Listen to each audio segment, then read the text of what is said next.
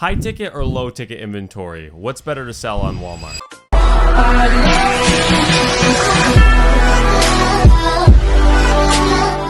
How's it going, guys? Welcome back to the channel. Welcome back to another video. If you're new here, my name is Kyle, and on this channel we go over everything related to Walmart WFS and also the automation company where we manage a little bit over 170 stores now on Walmart. As you can see by the title of this video, I do want to talk about the difference between high ticket and low ticket inventory and which one's better to be selling on specifically Walmart. The short answer is I do think it depends on the products that you are selling. Return rates and different things will really factor in.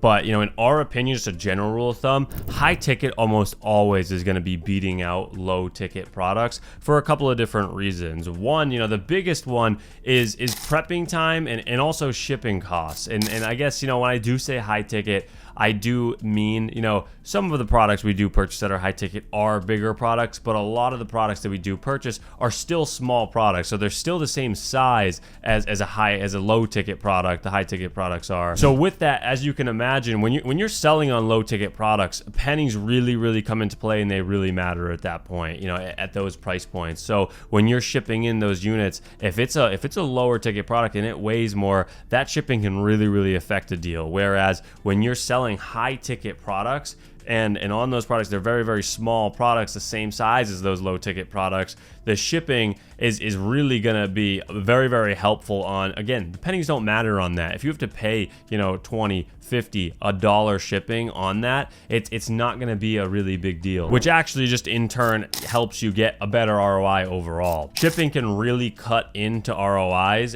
again, especially on those low ticket products, and not only the low ticket ones. Like I said, we do sell on high ticket products that do have quite a bit of shipping to them, like the TVs that we will sell. You know, those obviously, you know, cost quite a bit to ship into our warehouse and also ship into the Walmart fulfillment centers.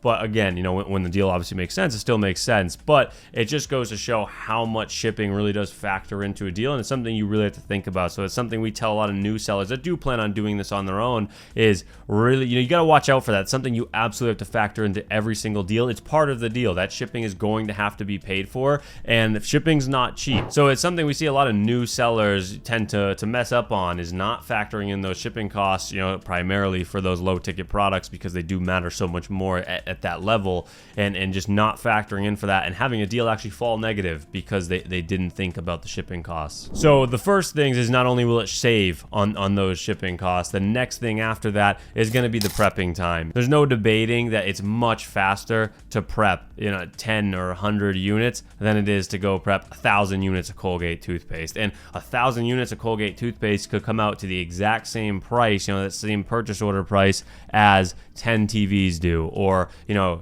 maybe 50 Google Nest, you know, Wi-Fi routers. So it's definitely things to factor in. The time it takes to prep, depending on the scale you're doing this on. You know, you may have employees that are prepping your units for you and getting those sent in. And even if not, if you're doing all the prep work by yourself, you know, it's much easier for you to actually just package and prep those high ticket units and only have to prep, you know, 50, 100, 150 units a day. Whereas if you're trying to prep 3, 4, 500 units a day, it's just not possible. And again, I'm definitely talking at a low scale on an individual seller. And, you know, just as you move up, it just becomes not feasible at that point. You know, if you're trying to prep, you know, 15,000 units a day, obviously it's just not possible for you to do, and you're going to have to bring on employees, and now you're paying more for them to prep those lower ticket items. So it's something to really consider. The more high ticket products you can get, and also specifically making sure that when you are ordering those higher tickets, that they are still small in weight and size, because again, if you know, when you're ordering the TVs, it's the same concept. Is it high ticket? Yeah, but it's also a huge product that you're gonna have to pay the price on for that shipping, so it's not really gonna change much. But again, high ticket products that are smaller is really the bread and butter to getting really high ROIs in the Walmart space. So those are really the two main points, and what kind of goes hand in hand with what I just said, you know, getting those packaged and prepped a lot faster than having to prep, again, 15,000 units of low ticket products. With that is just just going to come quicker turnaround times. Quicker you can get it sent into Walmart, the quicker you're going to be able to get it sold through, receive those funds back to go ahead and turn those over and use those again. So, that's something that's massive as well. So not only is it a better ROI because of the shipping and also the employee costs, it's going to come way down on that, but also you're just able to turn over those inventory cycles a lot faster, which really is giving you a better ROI in the large scale of things, because you're able to keep turning that money quicker and quicker. I hope this video was helpful, and I'll see you guys in the next one.